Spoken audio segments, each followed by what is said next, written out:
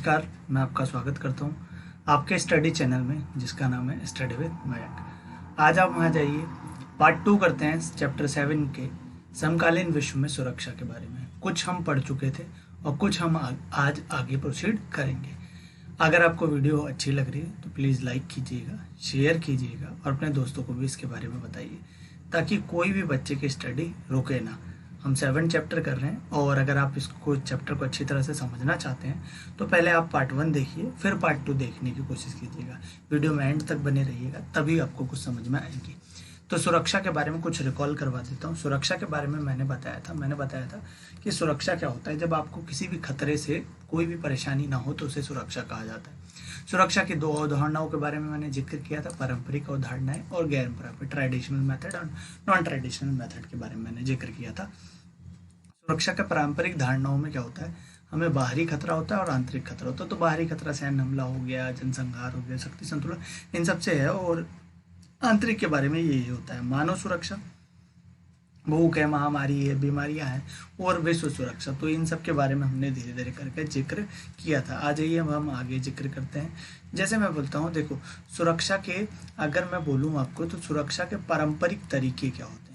पारंपरिक तरीके, यहाँ से हमारा न्यू स्टार्ट होगा सेशन। पारंपरिक तरीके मतलब एक मेथड क्या है, सुरक्षा कैसे बनाई जा सकती है, उसके पारंपरिक ट्रेडिशनल मेथड क्या है। तो पहला, अस्त्र शस्त्र की जो होड़ लग रखी है विश्व में, इसको कम करके निशस्त्रीकरण करके, अर्थात अस्त्रों पर नियंत्रण पाकर। अगर कोई देश अस्त्र बनाएगा नहीं, मैं बोलता हूँ आपके पास बंदूक है, तो जब आपके पास बंदूक होगी तो इसका मतलब क्या है, इसका मतलब है जब आपके पास बंदूक होगी तो आप हमलेवर होंगे, और जब आप हमलेवर होंगे तो इसका मतलब है कि आप दूसरों पर हमला करेंगे। क्यों? क्योंकि एक पावर आ गई। तो अगर उन्हीं अस्त्रों को बंद कर दिया जाए जिनसे ये पावर आती है, तो क्यों ना शांति बनाई जा सकती, शांति बहाल हो सकती, बिल्कुल हो सकती है। पारंपरिक सुरक्षा के आंतरिक अवधारणाओं के अंतर्गत देश के अंदर आंतरिक शांति और कानून व्यवस्था आती है।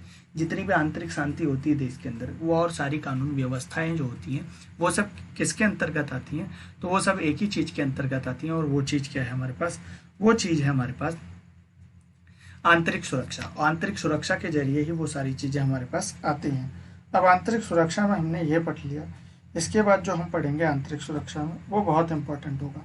इम्पॉर्टेंट इसलिए माना जाता है उसे कि पारंपरिक सुरक्षा के आंतरिक अवधारणा के अंतर्गत देश के अंतर आंतरिक शांति और कानून व्यवस्था आती है। पारंपरिक अवधारणा के अंतर्गत कानून, एशिया और अफ्रीका के 9 स्वतंत्र देश के सामने आंतरिक सैन्य संघर्ष, अलगाववादी आंदोलन और गृह युद्ध की समस्या रही है। आपने देखा होगा आए दिन ये सब चीज़ें यहाँ जो भी रहते हैं, जो भी देश रहते हैं उनके अंतर चली रहती है, तो उनके लिए ये बहुत कारगर साबित होता है।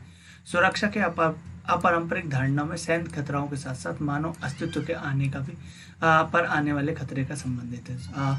जो अपारंपरिक सुरक्षा है, सुरक्षा का अपारंपरिक धारणा के अंतर्गत मानव अस्तित्व पर चोट करने वाले व्यापक खतरे और आकांक्षाओं को शामिल किया जाता है। व्यापक खतरे और आकांक्षाओं को शामिल किया जाता है, जैसे अकाल, महामारी, वैश्विक ताप वृद्धि और आतंकवाद आदि। अकाल हो गया, महामारी आ गया, वैश्विक ताप वृद्धि है, आतंकवाद है आदि, ये सब चीज़ों का जिक्र धीरे धीरे किया जाता है। देखो अपारंपरिक सुरक्षा के अंतर्गत हो सकता है जहाँ आपका देश हो, जहाँ लोग रह रहे हो, वहाँ पर क्या आ जाए, व्यापक खतरा आ जाए। जैसे हमारे यहाँ आज क्या है, कोविड-19 आया। अब कोविड-19 मतलब सार्स वायरस आया। अगर सार्स वायरस आया तो निपटने के लिए भाई पूरा देश लड़ रहा है ना, उससे पूरा देश लड़ रहा है। तो ये अपारंपरिक धारणा है। तो इनसे निपटने के लिए काम हो रहा है, लड़ा जा रहा है, ताकि हम वापस अपनी पटरी ट्रैक जैसे चल रहा था वैसे। तो इन सबको कंट्रोल करने के लिए अपारंपरिक सुरक्षा की धारणाओं के अंतर्गत हम काम करते हैं। सुरक्षा की अपारंपरिक धारणाओं के 2 पक्ष होते हैं, एक तो मानवता की सुरक्षा व विश्व की सुरक्षा। पहले या तो मानवता की सुरक्षा कर लो या विश्व की सुरक्षा कर लो। जैसे आज भारत की जिम्मेदारी क्या है, उसके प्रत्येक मानव को सुरक्षित रहना, ठीक है। और विश्व सुरक्षा क्या है, विश्व सुरक्षा का मतलब है आज सारे विश्व को मिलकर एक साथ कोविड-19 से मतलब क्या करना चाहिए, जंग लड़नी चाहिए, तभी वो जीत सकते हैं, अन्यथा जीतना बहुत मुश्किल है। सुरक्षा के अपारंपरिक धारणा के अंतर्गत विश्व में सुरक्षा के समक्ष प्रमुख खतरे हैं। जैसे किसी भी सुरक्षा के अंतर्गत कुछ इंपॉर्टेंट खतरे होते हैं। जैसे आज सबसे बड़ा इंपॉर्टेंट खतरा, अगर सबसे बड़ा कोई खतरा है तो वो मानो आतंकवाद है। आतंकवाद सबसे बड़ा खतरा बन चुका है, टेररिज्म आज सबसे बड़ा खतरा बन चुके हैं। उसके बाद मानव अधिकार का टूटना, वैश्विक निर्धनता, गरीबी आज सबसे बड़ा खतरा बन चुकी है। और किया जाए तो आज भी वैश्विक जो महामारी है या वैश्विक निर्धनता बहुत बड़ा खतरा बना हुआ है विश्व के लिए। शरणार्थियों की समस्या भी बहुत बड़ा खतरा बना हुआ है। बीमारी जैसे AIDS, bird flu, SARS, SARS का पूरा नाम क्या है पता है, आप सुने होंगे कि सार्स वायरस, कोविड-19, तो इसी का नाम है क्योंकि ये क्या होता है, रेस्पिरेटरी सिस्टम को क्या करता है, इसका नाम है सीवेज एक्यूट रेस्पिरेटरी सिंड्रोम होता है, सीवियर एक्यूट रेस्पिरेटरी सिंड्रोम, जो क्या करता है आपके श्वसन तंत्र को प्रभावित करता है, उसे सार्स कहते हैं। तो सार्स का ही एक वायरस है ये जो हमारे पास अभी चल रहा है, जिसका नाम हम कोरोना कहते हैं। ठीक है, कोरोना ने आपकी हालत तो ख़राब कर ही रखी होगी, साथ साथ टीचरों की, स्कूल के जो भी हैं, सबकी हालत ख़राब हो रखी है, परंतु कोई नहीं, एक दिन ज़रूर उजाला होगा। बारिश का मौसम जो ये चल रहा है ये छट जाएगा, एक दिन धूप निकलेगी और सुनहरा मौसम आएगा। तो चलिए इसी हम अच्छी सोच के साथ आगे बढ़ते हैं और अपनी पढ़ाई को कंटिन्यू करते हैं। पढ़ाई मत छोड़िए, क्योंकि किसी को नहीं पता कि कब क्या हो जाए।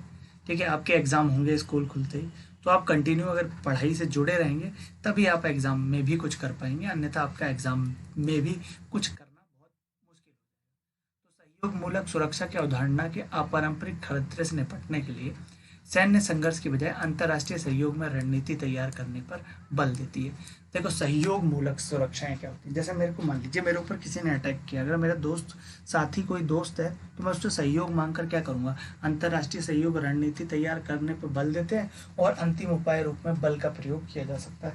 पहले तो बातचीत से की जाएगी, उस खतरे का जो भी उससे जंग है उसका निपटारा बातचीत से किया जाएगा, और जब बातचीत से लोग नहीं मानेंगे तो उसका निपटारा किससे किया जाएगा, तब उसका निपटारा आपका बलपूर्वक किया जाएगा। तो ये सहयोगात्मक मूलक होते हैं सुरक्षा की अवधारणा में।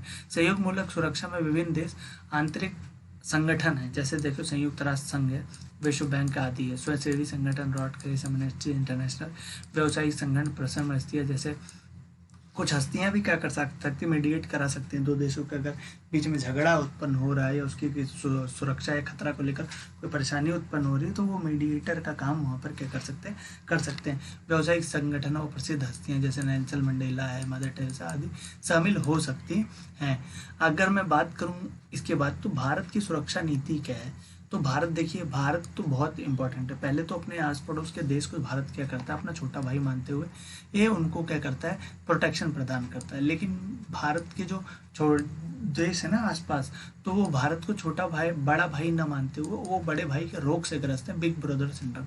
इसमें क्या होता है, उनको लगता है कि भारत अपनी पावर का गलत उपयोग करके उन पर कब्जा कर सकता है, जबकि भारत की ऐसी कोई रणनीति किसी के साथ भी नहीं है। भारत अपने में ही खुश है और अपने में ही रहना चाहता है।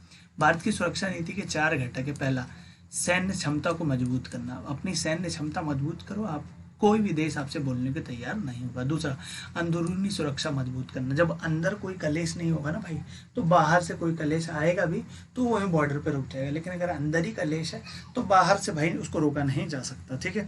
तीसरा, अंतर्राष्ट्रीय संस्थाओं को मजबूत करना। जितने अंतर्राष्ट्रीय संस्थाएं हैं उसको मजबूत किया जाए, लूप होल्स कोई ना हो, कोई भी उसमें बुराइयां ना हो। जैसे यूएनओ के बारे में हमने पढ़ा तो हमने देखा आज भी यूएनओ में कुछ ना कुछ कमी है जो किसी भी देश के साथ डील करने में विफलता को दर्शा देता है। कमियों को सुधारा जा सकता है, तो यूएनओ में ये सब बातें कही जाती हैं कि उन जिनमें जो कमियां हैं यूएनओ में उसको सुधारा जाए, ताकि लोग विकास के पटरी पर क्या कर सकें, वापस आ सकें, क्या आ सके, विकास के पटरी पर क्या आ सके, वापस आ सकें।